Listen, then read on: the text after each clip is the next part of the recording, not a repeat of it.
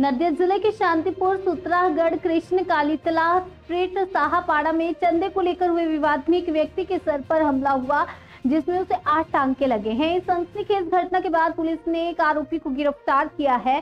स्थानीय निवासी गौतम इंद्र का आरोप है कि उनके ही मोहल्ले में रहने वाले राजा चक्रवर्ती उनके दोस्त साहिब और राजा के पिता देवाशीष चक्रवर्ती उनसे पूजा के चंदे की मांग करने आए। उस समय उनके पास 500 रुपए का नोट था, जिसे खुले में बदलने की सुविधा न होने के कारण उन्होंने कहा कि वे शाम को 100 रुपए देंगे। इसके कुछ ही देर बाद आरोपी रामदारी लेकर आए और उनके दरवाजे पर गाली गलौज धक्का मुक्की करने लगे। जब गौतम इंद्र बाहर आए तो उन पर धारदार हथियार से वार कर दिया गया, जिनसे उनके सर पर गंभीर चोट लगी है। उनके परिजनों ने तुरंत उन्हें शांतिपुर स्टेट जनरल अस्पताल में भर्ती कराया, जहां उनके सिर पर 8 टांके लगे हैं। गौतम इंद्र के परिवार का कहना है कि पड़ोसियों ने उन्हें पुलिस में शिकायत दर्ज कराने की सलाह दी, लेकिन डर के कारण कोई भी बाहर नहीं आया क्योंकि आरोपियों के पास हथियार थे।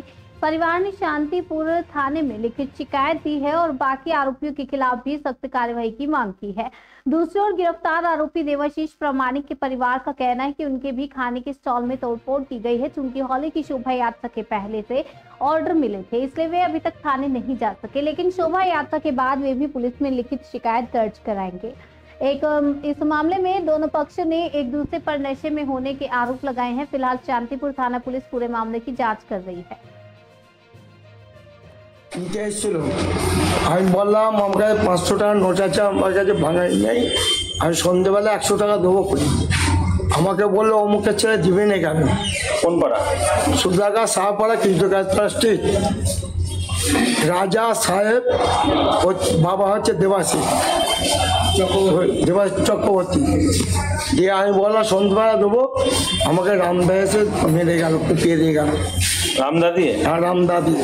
আপনার পক্ষে কেউ ছিল না পাড়ার মধ্যে? আমার পাড়ার পক্ষে সব ছেলেপিলে বলে তোরা থানায় চলে যাচ্ছে। আপনি তো ওই পাড়াই বাড়ি? আমারও বাড়ি ও পাড়াচ্ছি, ও সাহাপাড়া ওই ধারে, আমাদের তো এই ধারে অনেকটা তফাতে। কোনো বিষয় নিয়ে অশান্তি ছিল? না না, কোনো অশান্তি ছিল না। পুজোর আগে কিছু বলেছিল? না না না না, অশান্তি। আজকে হঠাৎই চাঁদা নিয়ে। কি কারণে? তারা কি বলছে অমুক চাঁদা দিবি না কেন? চাঁদা দিবি না, ওদের ক্লাবে পুজো বাড়িতে করে। সেক্ষেত্রে কারা কারা কারা করেছে? ওরা 2-3 জন এলে, এইটা আমি দেখলাম। কে কে সেটা? রাজা সাহেব আর ওর বাবা দেবাশীষ। দেবাশীষের বাবার নাম মুরারি চক্রবর্তী।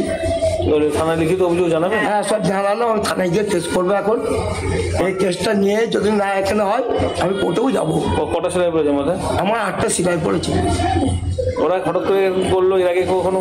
কটা সেলাই পড়েছে? কখন শুনলেন আপনারা? আমি এই বিকেলে শুনলাম, খোঁজ নিচ্ছিলাম। খোঁজ নিতে আমি বিকেলে আমাকে ফোন করেছে যেরকম তার মাথা ফেটে গেছে, ওই জন্য আমি রাতে ছুটে নিয়ে আমি হসপিটালে এসেছি। আমি এখন থানায় কেস করবো। আচ্ছা, তো ভাইয়ের কি এর আগেও কি হুমকি দিত নাকি এবারই প্রথম?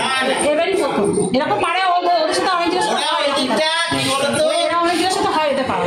কি নাম আপনার? আমার নাম বিনা পেরাবানি। কোথায় বাড়ি আপনার? আমার বাড়ি যাবে পারে। আর আপনার ওটা ভাই হয়? দাদা, আমার মেয়ে দাদা। নিতে এসেছিল। আমি বললাম আমার কাছে 500 টাকা নোট আছে, আমার কাছে ভাঙাই নেই, আমি সন্ধ্যেবেলা 100 টাকা দেবো করি। আমাকে বললো অমুকের ছেলে দিবে না কেন? কোন পাড়া? সুদাগা সাহাপাড়া কৃষ্ণকালীতলা স্ট্রিট। রাজা সাহেব ও বাবা হচ্ছে দেবাশী চক্রবর্তী।